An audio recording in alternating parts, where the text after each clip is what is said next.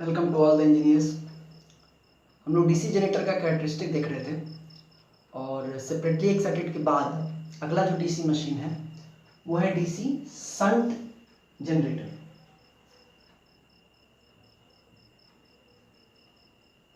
ठीक है, सर्किट यही है इसका। और इसमें सबसे पहले हम लोग को देखना है ओपन सर्किट कैरेक्टरिस्टिक या नो लोड मैग्नेटाइजेशन कर्व। तो देखिए इसमें भी वही है, अगर फील्ड करंट की वैल्यू 0 है, मतलब सपोज यहां पर एक स्विच है और इस स्विच को हम ऑफ किए हुए ISH और IF, ठीक है, ये स्विच है, इस स्विच को ऑफ किए हुए हैं तो क्या होगा, इधर से कोई करंट नहीं। और उस समय अगर इसके रोटर को हम एक स्पीड से मूव करें n जो कि कांस्टेंट रहेगा ना, n स्पीड से अगर मूव करें तो वोल्टेज इंड्यूस होगा क्या। तो जैसा हम लोगों ने सेपरेटली एक्साइटेड में भी देखा था कि रेसिडुअल मैग्नेटिज्म के कारण यहाँ पे कुछ वोल्टेज दिखाएगा, कुछ वोल्टेज इंड्यूस होगा ड्यू टू रेसिडुअल मैग्नेटिज्म।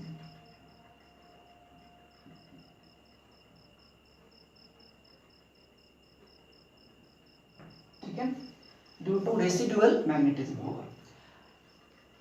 ठीक है, और लेकिन इसमें एक पॉइंट ये है कि रेसिडुअल मैग्नेटिज्म यहाँ पर जनरेट होगा और जो वैल्यू होगी OC, ठीक है, उसको हम लोग OC देते हैं। ठीक है, ये वैल्यू यहाँ पर OC है, ठीक है ना। और चूंकि स्विच ऑफ है इसलिए इधर से तो कोई करंट नहीं, करंट तो आर्मेचर करंट में नहीं, आर्मेचर करंट तो फ्लो नहीं करेगा क्योंकि ये भी स्विच इस समय 0 पर, क्योंकि ये भी स्विच ऑफ है, ये भी स्विच ऑफ है। सिर्फ जो वोल्टेज होगा ये का वही वोल्टेज यहाँ पर आपको मिलेगा, जो भी VT या ये सब सेम ही है यहाँ पर। ठीक है, अब इसके बाद अगर हम लोग इस स्विच को क्लोज करें यानी फील्ड करंट, और धीरे धीरे इस रेजिस्टेंस को रेगुलेट करके फील्ड करंट की वैल्यू को बढ़ाएंगे तो क्या होगा कि और ज्यादा मैग्नेटिक फ्लक्स बनेगा। और n स्पीड से घुमा ही रहे हैं, नो लोड पर ये ओपन है, इसको n स्पीड पे घुमा रहे हैं और ये जैसे ही आप स्विच को क्लोज करेंगे एक करंट इधर से फ्लो होना शुरू होगा ना, फील्ड करंट। और इस रेजिस्टेंस को वैरी करके अगर हम लोग फील्ड करंट को इंक्रीज करते जाएं तो फील्ड करंट को इंक्रीज करने से मैग्नेटिक फ्लक्स इंक्रीज होगा और मैग्नेटिक फ्लक्स के इंक्रीज होने से जो आपका EMF इंड्यूस है EA वो इंक्रीज होगा। ठीक है, और सेम जैसा उसका है आपका सेपरेटली एक्साइटेड का,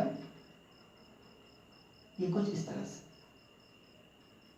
क्योंकि इसमें भी वही बात है कि एक लिमिट के बाद जब फ्लक्स सैचुरेट हो जाएगा उसके बाद जब फ्लक्स सैचुरेट हो गया उसके बाद EA, जब फ्लक्स सैचुरेट हो गया उसके बाद EA कांस्टेंट है ना, और उसके बाद अगर आप और IF को बढ़ाते हैं इसको रेगुलेट करके तो फ्लक्स तो और बढ़ेगा।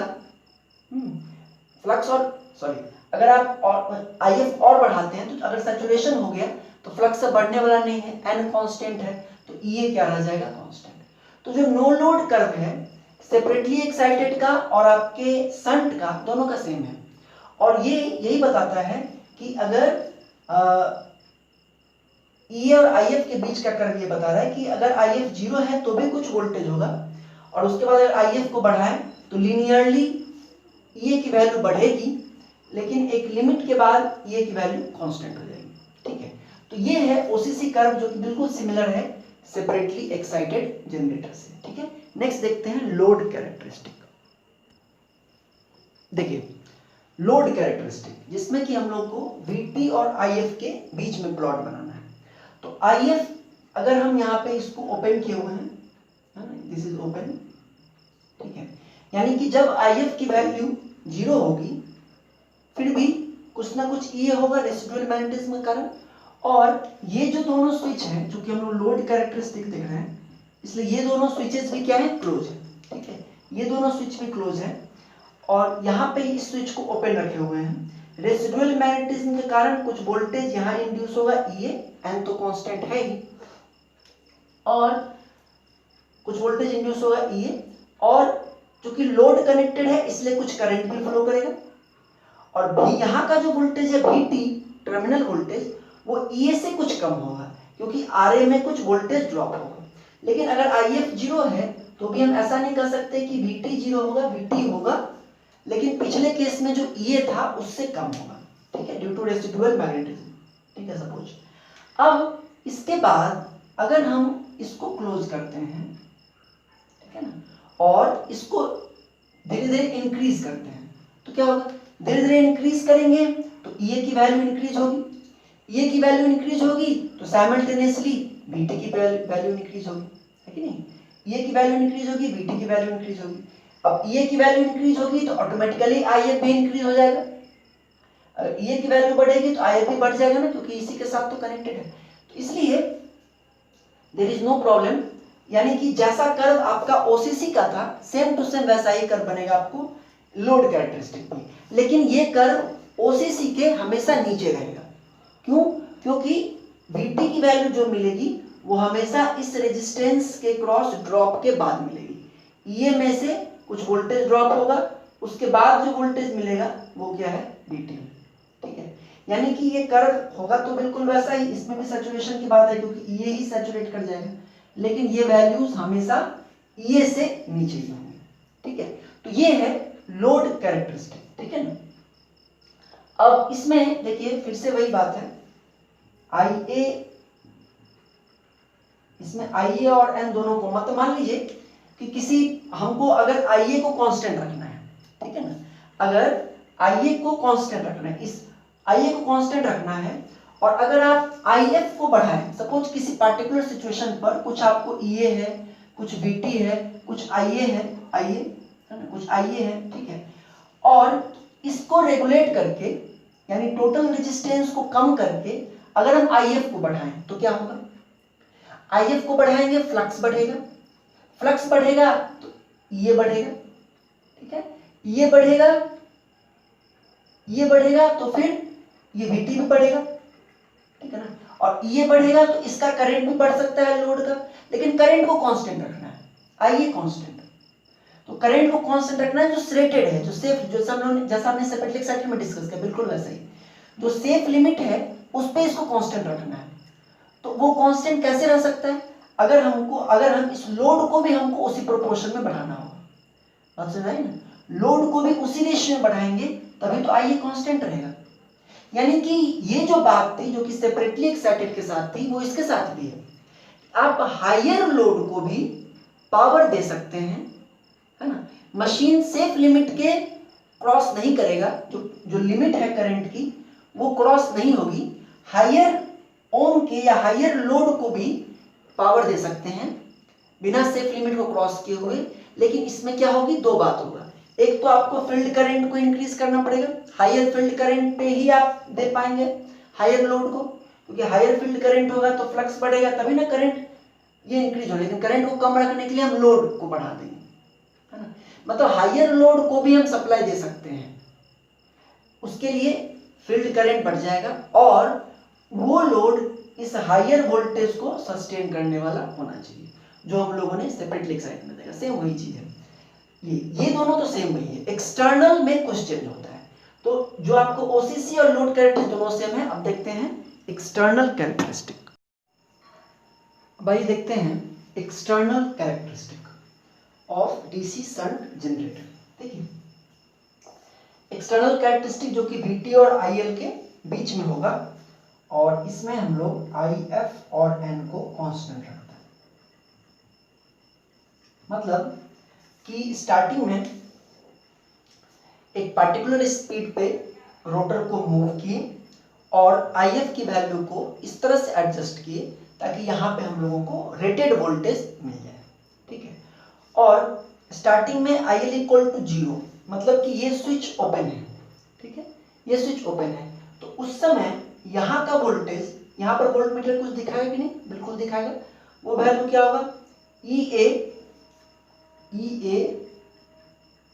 माइनस जो इसमें ड्रॉप हो रहा होगा, तो EA माइनस IA या IF आ रही, क्योंकि उस समय तो आपको करंट इधर लोड साइड नहीं है तो करंट तो सिर्फ इस तरफ है IF की तरफ, तो ये वोल्टेज होगा EA माइनस IFRA, ठीक है ना। अब देखिए यही वोल्टेज यहां मिलेगा आपको। अब इसके बाद क्या किया गया, IL इक्वल टू 0 पर ये वोल्टेज है, उसके बाद लोड को ग्रेजुअली इंक्रीज किया गया, या आप ऐसे समझिए कि लोड को इस तरह से वैरी किया गया ताकि लोड करंट इंक्रीज करे, है ना। तो लोड करंट ग्रेजुअली इंक्रीज किया गया। अब लोड करंट को ग्रेजुअली इंक्रीज करने के बाद ये देखा गया कि वोल्ट, अच्छा, और यहाँ पे लोड करंट को हम इंक्रीज करते रहे और यहाँ का वोल्टेज रिकॉर्ड करते रहे, तो देखा ये गया कि ये जो वोल्टेज है ये वोल्टेज डिक्रीज किया। ये वोल्टेज जैसे सेपरेटली एक्साइटेड में कर रहा था वैसे ही इसके भी केस में ये वोल्टेज डिक्रीज किया। लेकिन एक अलग बात ये थी कि सेपरेटली एक्साइटेड के कंपैरिजन में इसके केस में वोल्टेज का डिप अलग था, ठीक है। मतलब सब कुछ सेम है, लोड भी सेम लगा रहे हैं, तो सेपरेटली एक्साइटेड के केस में जितना वोल्टेज डिप होता था उससे ज्यादा वोल्टेज डिप हो रहा है शंट के केस में, है ना। मतलब ये टोटल, तो सेपरेटली एक्साइटेड में भी हम लोग एक्सटर्नल कैरेक्टरिस्टिक देखे थे और उसमें वोल्टेज के डिप होने का कारण था कि जब आप लोड को बढ़ाते हैं तो एक तो आर्मेचर रिएक्शन होता है और आर्मेचर रिएक्शन के कारण फ्लक्स में डीमैग्नेटाइजिंग इफेक्ट होता है, उसके कारण ये की वैल्यू घट जाती है। तो ये ही घट जाएगा तो यहाँ पर जो वोल्टेज मिल रहा है वो घट जाएगा, एक तो कारण ये था। दूसरा एक और कारण जो वोल्टेज घटने का था वो ये था कि जब हम लोग लोड को बढ़ाते हैं तो आर्मेचर करंट बढ़ता है और आर्मेचर करंट के बढ़ने के कारण इसमें वोल्टेज ड्रॉप बढ़ता है, जिसके कारण कि यहाँ का वोल्टेज घटता है। दो कारण था। लेकिन आखिरकार शंट में क्या बात है कि इसके केस में वोल्टेज ड्रॉप सेपरेटली एक्साइटेड से ज्यादा है। तो देखिए डिफरेंस, इन दोनों में डिफरेंस क्या है, इन दोनों में डिफरेंस है मैग्नेटिक फील्ड के जनरेशन के सर्किट के कनेक्शन। जैसे सेपरेटली एक्साइटेड में फील्ड फ्लक्स को जनरेट करने वाला जो फील्ड वाला सर्किट है वो बिल्कुल सेपरेट है, उसको किसी से कोई मतलब नहीं है, उसका एक बैटरी सोर्स है, वाइंडिंग है, वो बिल्कुल सेपरेट है। लेकिन यहाँ पे जो आपकी फील्ड वाइंडिंग है वो आर्मेचर सर्किट के साथ पैरेलल में लगा हुआ है। तो कारण जो निकला कि ये वोल्टेज में ज्यादा डिप क्यों है, उसका कारण ये निकला कि भाई एक तो कारण ये है कि IaRa के कारण है। ये लोड बढ़ेगा तो IA करंट बढ़ेगा तो ये इसमें से ये घटेगा, जितना ज्यादा लोड बढ़ेगा उतना ज्यादा IA बढ़ेगा और यहाँ का वोल्टेज ड्रॉप बढ़ेगा तो घटेगा। एक तो कारण ये है। दूसरा कारण ये भी समझ में आता है कि लोड बढ़ेगा तो आर्मेचर रिएक्शन इफेक्ट बढ़ेगा, तो डीमैग्नेटाइजेशन इफेक्ट बढ़ेगा तो फ्लक्स घटेगा, ये भी समझ में आता है, और फ्लक्स घटेगा तो ये घटेगा।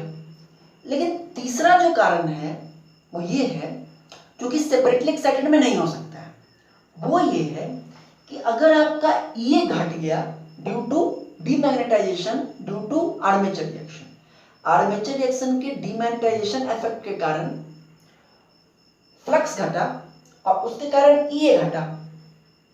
अब अगर ये विल डिक्रीज तो ऑब्वियसली आपका जो फील्ड करंट है वो घट जाएगा। अगर ये डिक्रीज करेगा तो आपका फील्ड करंट भी घट जाएगा, जो कि सेपरेटली एक्साइटेड में नहीं होता था क्योंकि उसमें सर्किट बिल्कुल अलग है। लेकिन यहां पर ये के घटने से IF घटेगा और IF घटेगा तो फिर फ्लक्स और घट जाएगा और तब फिर ये और घट जाएगा। समझ रहे बात?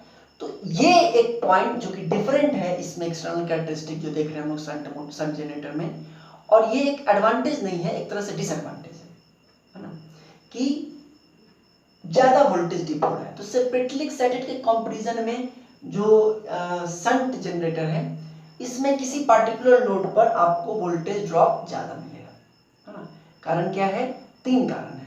एक तो अगर लोड बढ़ेगा तो current will increase, armature current, उसके कारण इसमें ड्रॉप बढ़ेगा और यहाँ का वोल्टेज कम हो जाएगा। दूसरा कारण कि आर्मेचर रिएक्शन के डीमैग्नेटाइजेशन इफेक्ट के कारण फ्लक्स घटता है और उसके कारण ईए घटता है। और तीसरा कारण कि अगर ईए घटेगा तो आईएफ घटेगा और उसके कारण फ्लक्स और घटेगा, तो ईए और घटेगा और वीटी और घटेगा। ठीक है, तो ये जो टोटल जो वोल्टेज ड्रॉप आप देख रहे हैं इसको 3 पार्ट में डिवाइड किया गया है। फर्स्ट ये, सेकेंड ये और थर्ड ये। तो जो फर्स्ट है ये है due to fall in IF, IF में जो घट जाता है उसके कारण, और ये जो डिफरेंस है ये है ड्यू टू आर्मेचर रिएक्शन। ये डिफरेंस किसके कारण है? आर्मेचर रिएक्शन के कारण जो डीमैग्नेटाइजेशन इफेक्ट है उसके कारण है। और ये जो लास्ट है ये है ड्यू टू आईएआरए ड्रॉप।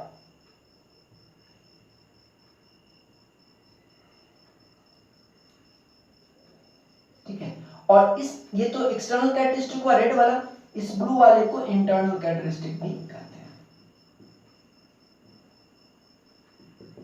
ठीक है, तो ये एक्सटर्नल कैरेक्टरिस्टिक इसका निकल गया, तो ये ज्यादा इंपॉर्टेंट इसमें यही है। अब देखिए हम लोग, जैसा मैंने पहले भी कहा था कि हम लोग सभी जनरेटर्स का डिस्कस करने नहीं जा रहे हैं क्योंकि ये सिलेबस में है नहीं, लेकिन इतना तक जाने। और अब जो मेन इंपॉर्टेंट टॉपिक है आपका कि क्रिटिकल फील्ड रेजिस्टेंस और क्रिटिकल स्पीड, उस पर आते हैं।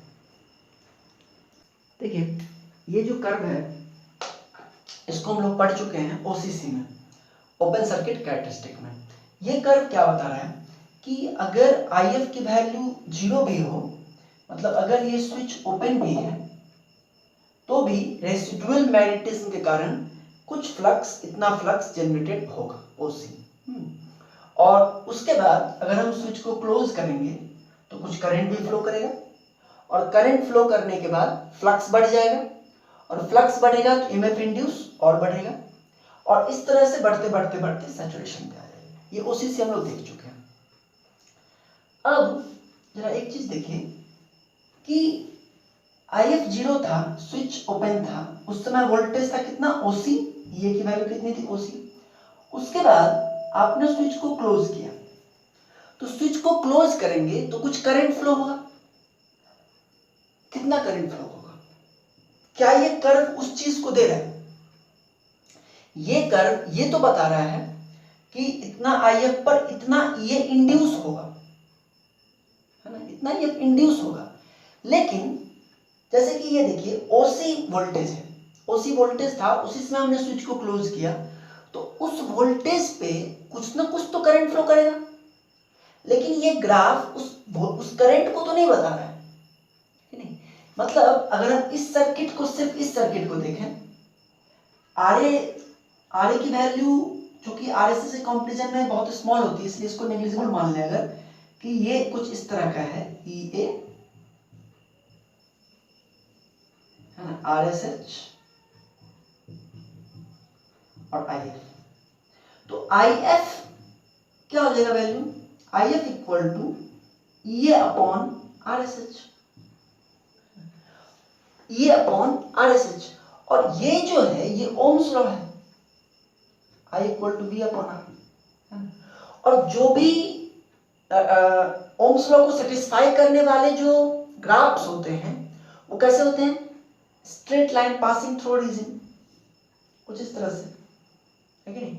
यानी ये आई एफ, या आप ऐसे लिख सकते हैं ई ए और आई एफ, और ये जो स्लोप बनेगा इस लाइन का वो होगा क्या? R S H. देखिए समझिए बात क्या है। बात ये है कि हमने ये कर्व जो बनाया है, ये कर्व, ये डीसी मशीन के लिए ये कर्व है, जनरेटर, शंट जनरेटर के लिए, कि अगर आईएफ की वैल्यू 0 भी होगी, मतलब ये स्विच ओपन भी है, तो भी यहाँ पे कुछ वोल्टेज होगा, ठीक है ना? लेकिन अगर हम स्विच को क्लोज करें उस समय कितना करंट होगा? तो इसके हिसाब से तो ओसी होगा, उस समय करंट 0 होना चाहिए। लेकिन अगर ओसी है और हम स्विच को क्लोज करेंगे तो कुछ तो करंट होगा। सपोज कि ये वैल्यू अगर ओसी है, ओसी, तो ये जो कर्व है, ये कर्व आपको बताएगा कि अगर वोल्टेज ओसी होगा तो करंट कितना होगा, कैसे पता चलेगा? OC, तो ये करंट, तो ये वैल्यू करंट की होगी, IF जो भी है IF1। समझ में? ये ग्राफ आपको ये नहीं बता सकता है कि कितने EA पर कितना IF होगा, ये सिर्फ ये बता सकता है कि अगर इतना IF है तो वोल्टेज इतना इंड्यूस है। समझ में आ रही बात? थोड़ा सा रुक जाइए, क्लियर हो जाए बिल्कुल। तो मेरा ये कहना है कि जब रेसिडुअल मैग्नेटिज्म OC था, उस समय कितना करंट है वो ये ग्राफ नहीं बता पाएगा। उसके लिए हमको इस ग्राफ पे जाना पड़ेगा, जो कि ओम्स लॉ को सेटिस्फाई कर रहा है EA और IF के बीच में, है ना। तो वो ग्राफ अगर हम यहां से बनाएं, straight line something like this, ठीक है, कि अगर EA की वैल्यू जितनी बढ़ती चली जाएगी उतना ही ज्यादा IF बढ़ता चला जाएगा, ठीक है। तो ये ग्राफ कुछ इस तरह से। अब देखिए कैसे वोल्टेज बिल्डअप को हम लोग समझते हैं। जैसे कि देखिए ध्यान से कि जिस समय वोल्टेज था ये OC, उस समय कितना करंट था, कैसे पता चलेगा? यही तो है, सपोज इट इज OD। जिस समय वोल्टेज था OC, रेसिडुअल मैग्नेटिज्म, उस समय इस स्विच को क्लोज किए तो उस समय करंट कितना होगा? OD। अब इस OD करंट जब फ्लो कर रहा है IF से, उस समय कितना वोल्टेज इंड्यूस होगा, ये कैसे पता चलेगा? उसके लिए ये ब्लू वाला कर्व है, ये बताएगा आपको। समझ में बात? OC वोल्टेज पर कितना करंट होगा उसके लिए बताएगा ये आपको ब्लैक वाला कर्व। इसको कहा, ये तो सैचुरेशन कर्व है ब्लू वाला, इसको कहते हैं field resistance line. Field resistance line क्यों कर रहे हैं आपको पता है? क्योंकि इस लाइन का जो स्लोप है ये फील्ड रेजिस्टेंस को बताता है। अगर जितना ज्यादा ये स्लोप, जितना ज्यादा ये लाइन इस तरफ होगा उतना ही ज्यादा रेजिस्टेंस माना जाएगा, और जितना इधर होगा, जितना ज्यादा स्लोप होगा, जितना ज्यादा एंगल होगा tan का, उतना ज्यादा स्लोप, उतना ज्यादा रेजिस्टेंस होगा। तो OC अगर वोल्टेज है तो उसके करस्पॉन्डिंग करंट कितना है? OD। और OD अगर IF है तो उसके करस्पॉन्डिंग कितना वोल्टेज इंड्यूस होगा, तो ये कैसे पता चलेगा? तो ये ऐसे पता चलेगा, ठीक है ना। सपोज इट इज E, तो OD करंट पे वोल्टेज कितना इंड्यूस हो रहा है? OE, ठीक है। अच्छा, जब वोल्टेज OE है उस समय करंट कितना फ्लो करेगा, ये कैसे पता चलेगा? मतलब ये OE, ये वोल्टेज OE, तो करंट, इस वोल्टेज पे कितना करंट होगा उसको पता लगाने के लिए स्ट्रेट लाइन पर, और इस करंट पे कितना वोल्टेज इंड्यूस होगा उसको पता लगाने के लिए ये ब्लू लाइन है। समझ बात? तो OE अगर वोल्टेज है तो उस समय करंट कितना होगा? OF something. अब OF अगर है करंट तो वोल्टेज कुछ इस तरह से, ठीक है ना। OG मान लीजिए, OG, फिर अब OG वोल्टेज पे करंट कितना? OH, फिर इस तरह से बढ़ते जाएंगे, है ना, I, J, इस तरह से अगर हम लोग बढ़ते जाएं, हम सारा पॉइंट नहीं लिख रहे हैं, तो हम लोग कहां तक पहुंचेंगे या वोल्टेज बिल्डअप कितना होगा? देखिएगा, ये वोल्टेज बिल्डअप और ये जो चीजें हैं ये तब तक चलते रहेंगी जब तक कि हम लोग इस पॉइंट पे नहीं पहुंच जाते हैं जिसको कहा जाता है N या स्टेबल पॉइंट। देखिए जरा ध्यान से, suppose it is like M and it is M। ध्यान से समझिए कि मान लीजिए कि जिस समय आपको वोल्टेज था इतना, ये है ना, ये M dash, suppose M dash, ठीक है, उस समय उस वोल्टेज के करस्पॉन्डिंग करंट कितना था? ये था। अच्छा, इसको P नाम दे दीजिए, P डैश, P डैश था। अब P डैश पे वोल्टेज कितना इंड्यूस होगा? OM, और OM के करस्पॉन्डिंग करंट कितना है? OP। करंट कितना है? OP। अब इसके बाद, अब OP करंट, अब ये OP करंट हो गया। अब इस करंट पे, अब देखिए ये दोनों मैच कर दिया यहाँ पे। अब ये ओपी करंट पर वोल्टेज इंड्यूस कितना है ओएम, और ओएम वोल्टेज पर करंट कितना है ओपी। ये जो पॉइंट है एन, ये स्टेबल पॉइंट है ना। इसी पॉइंट पे आकर के वोल्टेज बिल्डअप रुक जाता है, that is the final rated voltage जो है। स्टार्टिंग में क्या हुआ कि जो रेसिडुअल मैग्नेटिज्म बना, उसके बाद उसके करस्पॉन्डिंग करंट निकालने के लिए हम लोगों को इस फील्ड रेजिस्टेंस लाइन को देखना पड़ा। तो इसके करस्पॉन्डिंग करंट आ गया ओडी, फिर इसके कारण वोल्टेज इंड्यूस कितना होगा ओई, फिर ओई के कारण करंट कितना ओएफ। तो ये सब देखते देखते हम लोग यहाँ पहुंचे। ये एक स्टेबल पॉइंट है, क्योंकि इस पॉइंट के बाद का अगर कोई भी पॉइंट होगा तो वो पॉसिबल नहीं होगा। क्योंकि अगर मान लीजिए हम कोई पॉइंट लेते हैं यहाँ Q करंट का, सपोज Q, तो Q करंट होने के लिए, Q करंट आने के लिए वोल्टेज कितना होना चाहिए, जैसे कितने वोल्टेज पे कितना करंट है उसको तो ये स्ट्रेट लाइन वाला पार्ट बताता है, कितने वोल्टेज पे इतना करंट। तो Q करंट आने के लिए वोल्टेज होना चाहिए इतना, समथिंग हियर Q डैश जो भी हो। लेकिन क्या कभी भी आपका डीसी जनरेटर में वोल्टेज OQ डैश जनरेट हो सकता है? नहीं हो सकता है, क्योंकि इस OM के बाद तो ये कांस्टेंट हो गया है ना। हम इस पॉइंट एन पॉइंट को स्टेबल पॉइंट इसलिए कर रहे हैं क्योंकि इसके बाद का कोई भी पॉइंट पॉसिबल ही नहीं है।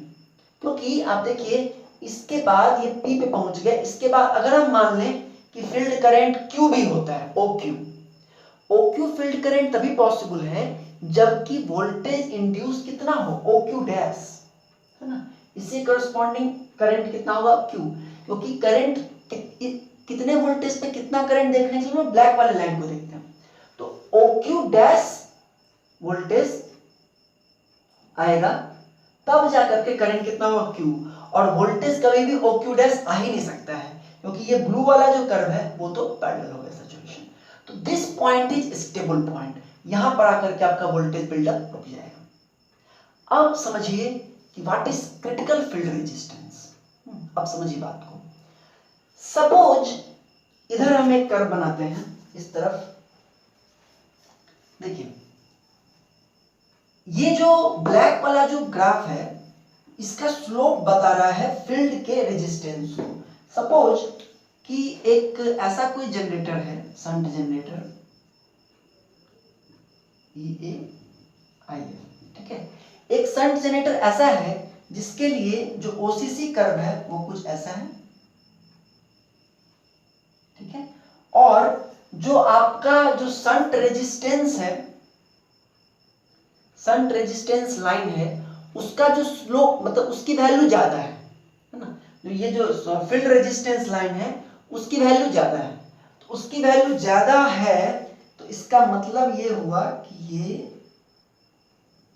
कुछ सपोज ऐसा है, मतलब ये स्लोप मतलब फील्ड रेजिस्टेंस ज्यादा मतलब कैसे दिखाएंगे स्लोप को ज्यादा। सपोज कि कुछ इस तरह से है, ये है OCC और फील्ड रेजिस्टेंस इतना ज्यादा है कि वो इसको यहीं पे कट कर रहा है। अब इस केस में स्टेबल पॉइंट कौन सा है?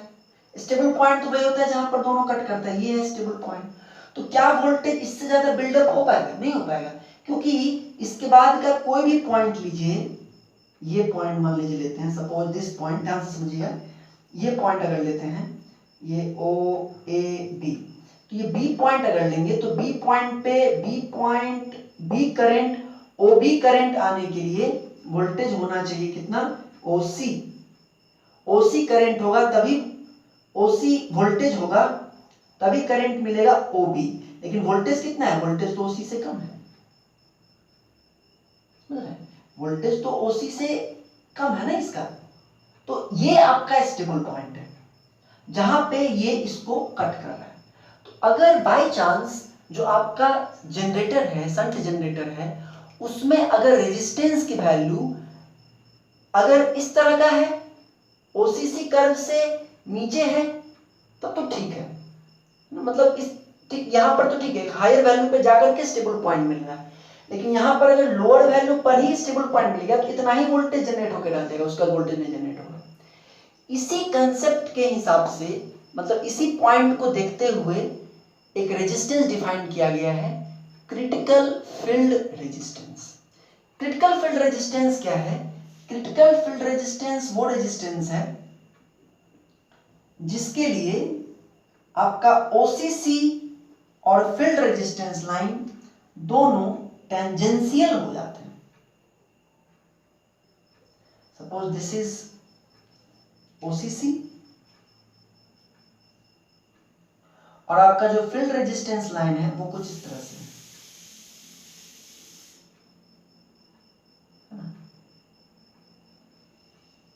ठीक है। मोस्ट पार्ट जो है वो क्या है, इसके टेंजेंशियल है। तो जिस भी रेजिस्टेंस की वैल्यू के लिए ये टेंजेंशियल है उसको कहते हैं critical field resistance. Critical field resistance है ना, मतलब समझिए कि जिस रेजिस्टेंस जो आपका जो शंट रेजिस्टेंस जो फील्ड वाइंडिंग का जो रेजिस्टेंस है उस रेजिस्टेंस का स्लोप अगर ओसीसी के बहुत पार्ट तक टेंजेंशियल है उसको कहते हैं क्रिटिकल फील्ड रेजिस्टेंस। ठीक है, अगर आपके मशीन का जो शंट रेजिस्टेंस है, फील्ड वाइंडिंग का जो रेजिस्टेंस है उसकी वैल्यू अगर क्रिटिकल फील्ड रेजिस्टेंस से ज्यादा हुई, अगर क्रिटिकल फील्ड रेजिस्टेंस से ज्यादा होगा तो ये कुछ यहीं से क्रॉस करके निकल जाएगा, अगर ज्यादा होगा तो यहीं से क्रॉस करके निकल जाएगा, अगर कम होगा तो इसके नीचे होगा तो कुछ ऐसे जाएगा। तो आप खुद ये सोचिए कि आपके मशीन का जो फील्ड वाइंडिंग का जो रेजिस्टेंस है उसको क्रिटिकल फील्ड रेजिस्टेंस से ज्यादा होना चाहिए कि कम होना चाहिए। Obviously the resistance must be below critical field resistance, है ना। क्रिटिकल फील्ड रेजिस्टेंस से वैल्यू को क्या होना चाहिए, कम होना चाहिए, तभी क्या होगा, ये इधर से क्रॉस करेगा और एक हाई वैल्यू मिलेगा। दैट इज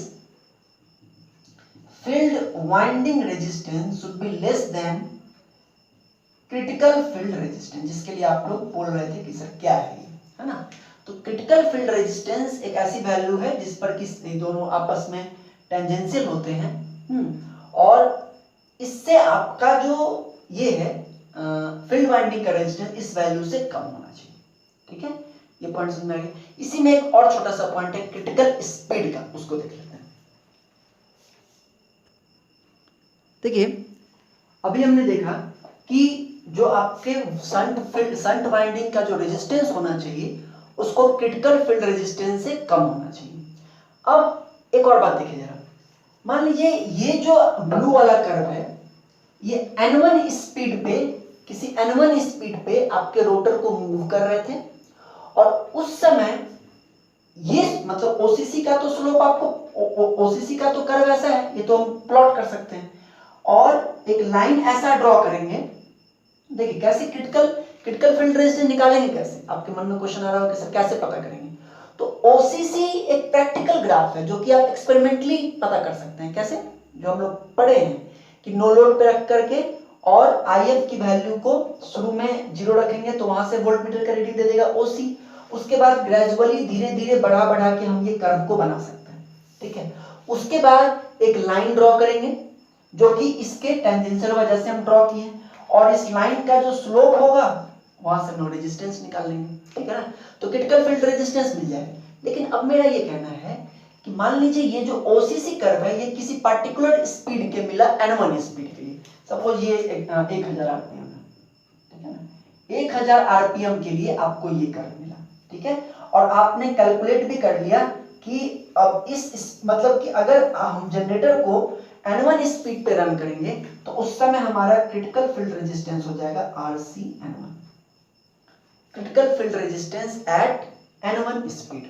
ठीक है, अब सपोज आपने निकाल लिया, वाइंडिंग कर लिया, सब कुछ कर दिया, लेकिन अब सपोज कि आप मशीन को 1200 आरपीएम पे चलाते हैं, आपने स्पीड को क्या कर दिया, इंक्रीज कर दिया।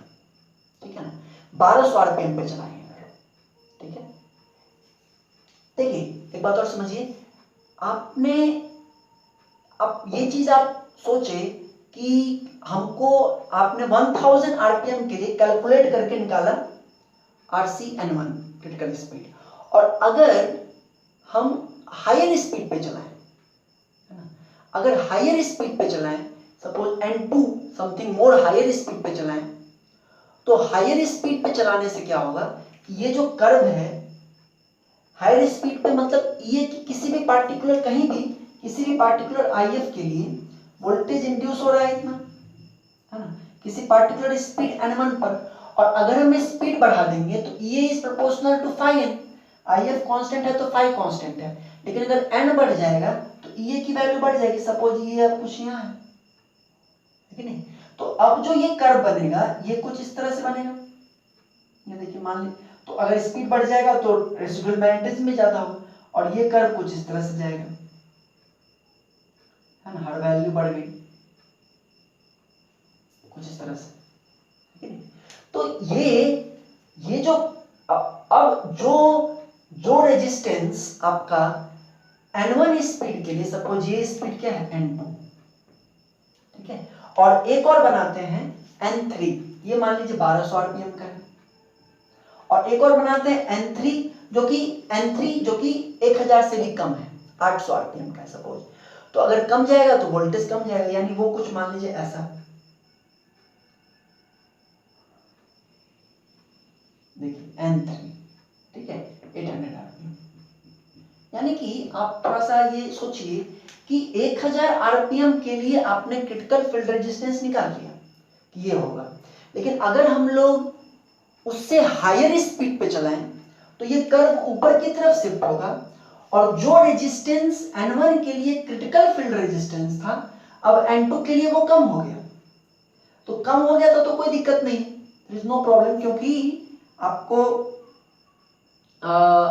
जो वैल्यू है वोल्टेज की वैल्यू वो ज्यादा मिल रही है, ठीक है ना।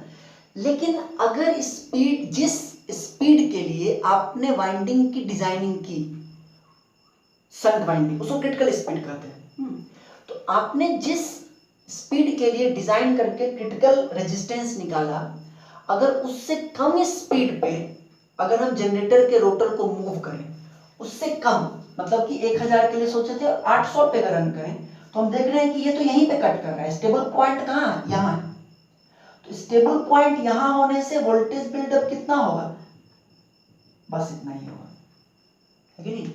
तो ये अच्छी बात नहीं है, दिस इज नॉट बेनिफिशियल।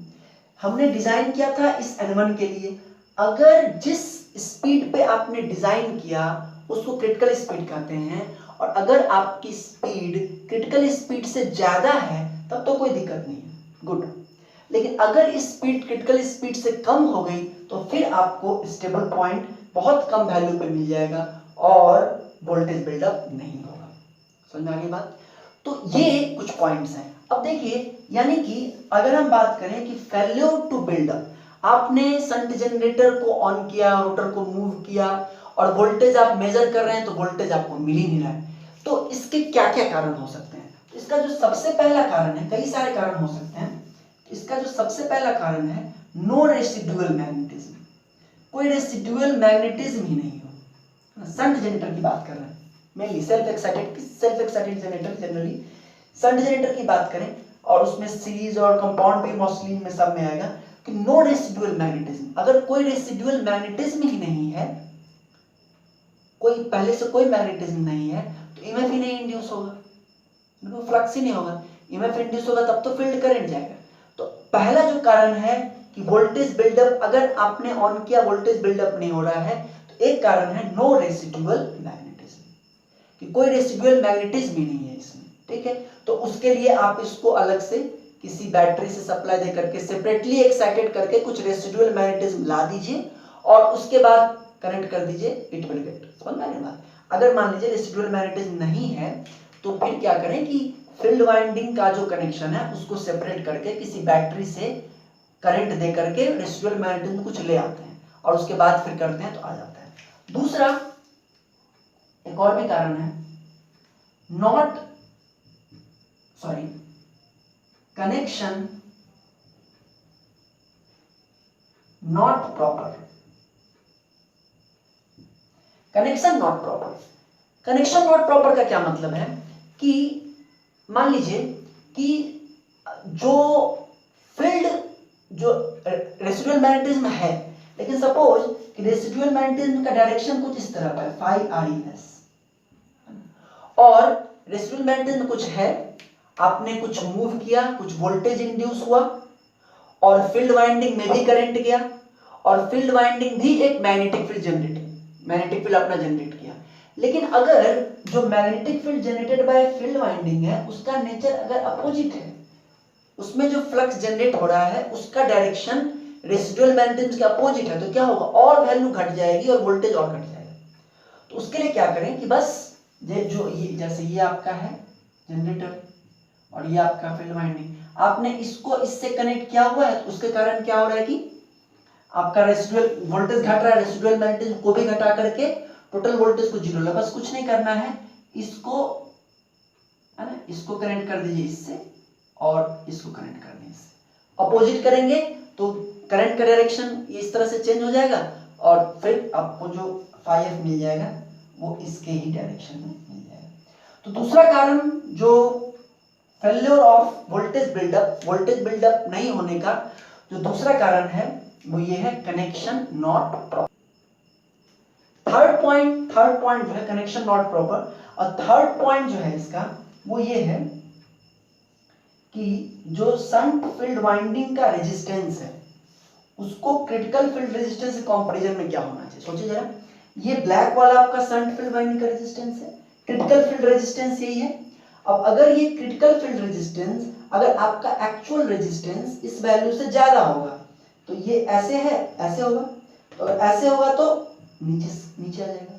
तो शंट वाइंडिंग का resistance should be less than critical field resistance, है ना। क्रिटिकल फील्ड रेजिस्टेंस से शंट फील्ड वाइंडिंग का रेजिस्टेंस क्या होना चाहिए, कम होना चाहिए, ठीक है। और जो लास्ट है फोर्थ,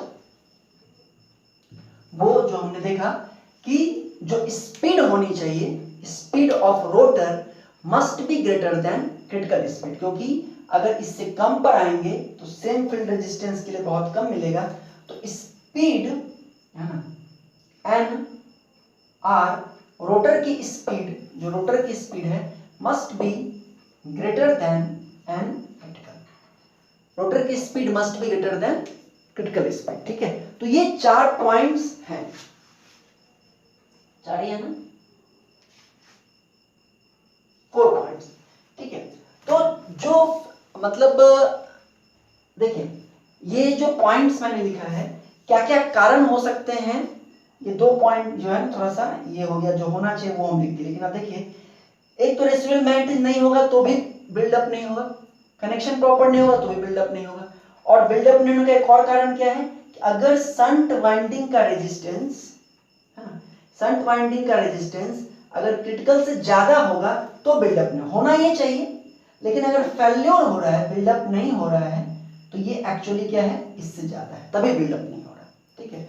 और सिमिलरली अगर स्पीड, अगर आपकी जो रोटर की स्पीड है वो अगर कम है एनसी से, क्रिटिकल स्पीड से कम है, तो भी बिल्डअप नहीं होगा। होना ये चाहिए कि शंट वाइंडिंग के रेजिस्टेंस को आरसी से कम होना चाहिए, और जो स्पीड है that must be greater than critical speed. देखिए इसको याद रखने के लिए हम अपना एक शॉर्टकट ट्रिक अपनाए हुए हैं कि आर रेजिस्टेंस हो गया, एस स्पीड हो गया, और अल्फाबेटिकली एबीसीडी में पहले आर आता है उसके बाद एस आता है, तो आर को छोटा मान लिए हैं हम और एस को बाद में आता है तो बड़ा मान लिए हैं। तो इसका मतलब क्या है कि आर कम है एस ज्यादा है, मतलब रेजिस्टेंस को क्या होना चाहिए, कम होना चाहिए क्रिटिकल स्पीड से, और एस मतलब स्पीड को क्या होना चाहिए, हाई होना चाहिए क्रिटिकल स्पीड। सिंपल ये फंडा है कि रेजिस्टेंस, शंट वाइंडिंग का resistance must be lower than critical resistance, क्यों, क्योंकि आर पहले आ रहा है अल्फाबेटिकली, और speed must be greater than critical speed, ठीक है। तो यही पॉइंट था जो कि आप लोग पूछ रहे थे, और अच्छा भी है, ये ऑब्जेक्टिव पॉइंट ऑफ व्यू से बहुत इंपॉर्टेंट है। चलिए, तो इसके साथ आपका जो डीसी जनरेटर है दैट इज ओवर। अब हम लोग स्टार्ट करेंगे डीसी मोटर, ठीक है। Thank you very much, take care, best of luck.